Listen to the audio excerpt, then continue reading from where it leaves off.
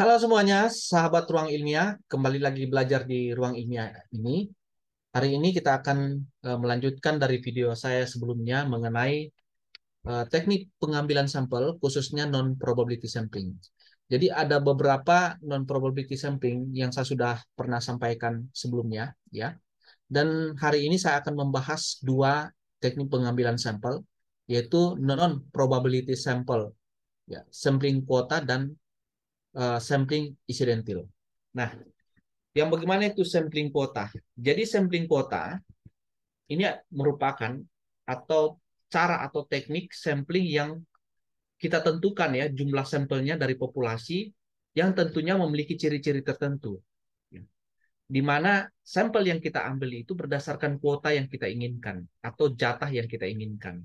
Misalkan ya, kita melakukan penelitian tentang persepsi mahasiswa terhadap kemampuan mengajar seorang guru. Nah, jumlah sekolah yang kita ambil ada 10, kemudian jumlah kota yang kita ambil ya, yang memenuhi kuota tertentu ya. Jadi kuota ini maksudnya jumlah kuota tertentu yang kita ambil itu sudah memenuhi syarat dari sampel yang kita ambil ya. Sudah memenuhi syarat sampel penelitian yang kita ambil. Sudah sesuai. Oleh karena itu mengambil berdasarkan kuota.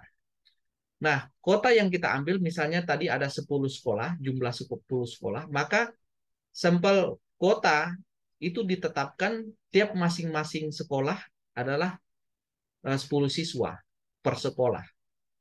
Nah, ini bisa juga dibagi dalam beberapa kelompok ya. Misalnya 10 kelompok yang pengambil datanya, kemudian setiap pengambil datanya itu mengambil 10 responden dari setiap sekolah. Sehingga dari setiap responden 10 sekolah atau 10 siswa itu per sekolah, maka menghasilkan jumlah kuota atau jatah yang kita inginkan atau kita tentukan. Jadi sekali lagi bahwa sampling kuota ini merupakan sampel dari populasi ya, yang memiliki ciri-ciri tertentu. Tentunya ciri-ciri tertentu dari setiap sekolah adalah siswa. Ya, tidak mungkin kita mengambilnya tukang ojek di luar ya, atau misalnya eh, penjual atau kantin di sekolah, ya tidak mungkin ya. Jadi ciri-ciri tertentu adalah orang-orang yang atau responden yang tahu tentang guru tersebut, ya, yang mengetahui, yang memahami dan pernah mengalami bahwa guru tersebut pernah mengajar kepada orang tersebut, ya, kepada responden tersebut. Siapakah itu? Ya bukan tukang ojek, bukan pemilik kantin sekolah atau penjual kantin sekolah, atau bukan tukang sapu, tetapi mereka adalah siswa. Nah, inilah yang dikatakan ciri-ciri tertentu ya, populasi yang memiliki ciri-ciri tertentu yang dimana kita ambil berdasarkan kuota atau jatah yang kita inginkan. Kemudian yang kedua adalah sampling incidental. Nah, kalau kata incidental ini kan tiba-tiba atau misalnya tidak direncanakan, siapa saja yang kita temui, maka itu kita jadikan sebagai responden. Jadi, incidental ini merupakan teknik penentuan sampel ya secara kebetulan. Siapa saja yang bertemu dengan atau kebetulan bertemu dengan peneliti yang tentunya dianggap cocok sesuai dengan karakteristik sampel, maka itu akan dijadikan sebagai sampel.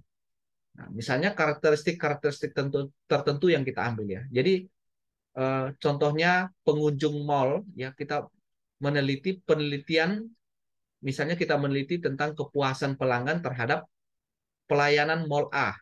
Nah, bagaimana sampel yang akan kita tentukan berdasarkan insidentil? Maka sampel yang kita ambil itu berdasarkan atau populasi yang kita ambil itu berdasarkan ciri-ciri tertentu. Nah, misalnya ciri-ciri tertentu tentunya tidak semua ya. Tidak anak-anak di bawah 10 tahun tidak tentunya. Misalnya kita tentukan ya umur di atas 15 tahun. Tentunya pernah beberapa kali ke mall A tersebut. Siapa saja yang kebetulan misalnya kita bertemu di depan mall Ya, jadi si peneliti ini kemudian dia mengambil responden yang ada di depan mall. Ya, jadi setiap pengunjung mall itu dia ambil jadikan responden berdasarkan ciri-ciri tertentu. Ya, misalnya saya contohkan tadi dengan umur 15 tahun ke atas. Ya, yang kemudian yang sudah pernah mengunjungi mall tersebut, ya, bukan baru kali itu. Ya. Kemudian responden tersebutlah yang akan dijadikan sebagai sampel. Nah, ini sebenarnya sampling insidentil ini eh, belum kita belum tahu ya, belum tahu berapa sampel yang kita ambil. Oleh karena itu, sampling insidentil harus dibantu dengan teknik penentuan sampelnya atau berapa ukuran sampel yang kita ambil, berapa jumlah sampel yang kita ambil. Nah, jadi sampling insidentil ini bisa berpasangan dengan kuota sampling. Kita mengambil sampel berdasarkan insidentil ini dengan ukuran kuota yang sudah kita tentukan. Misalnya 500. Tetapi sebenarnya kalau menggunakan rumus yang lain ya, seperti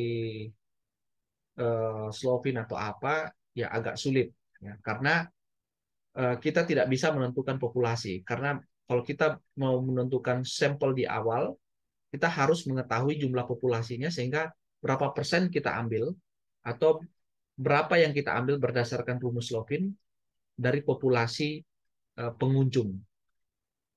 Nah, ini bisa saja terjadi kalau misalnya kita mengambil data di mall tersebut, kira-kira berapa rata-rata pengunjung per harinya. Misalnya rata-ratanya ada sekitaran 500 pengunjung, maka kita menentukan sampelnya berapa. Ya, misalnya kita tentukan sampel kemudian didapat 30, berarti sampling insidentil yang kita ambil yaitu 30 sampel dengan ciri-ciri tertentu. Jadi eh, ini ya bisa kita lakukan seperti itu, atau kalau kita tidak mengetahui misalnya populasinya seperti apa, maka kita bisa menentukan ya kira-kira sampling insidentil ini cocoknya berpasangan dengan apa untuk menentukan ukuran sampel. Berapa ukuran sampel yang akan kita tentukan. Nah, kalau secara kualitatif, sampling insidentil ini bisa juga berpasangan dengan snowball. Ya, nanti saya akan jelaskan teknik pengambilan sampel secara snowball. Jadi tergantung penelitiannya juga ya. Bisa penelitian kualitatif dan bisa juga yang bersifat kuantitatif. Tetapi sampling insidentil ini kita belum bisa menentukan sampel ukuran sampelnya. Jadi sampling insidentil ini harus dibantu dengan teknik pengambilan sampel yang lainnya. Oke, dengan demikian penjelasan saya mengenai kuota sampling dan sampling insidentil.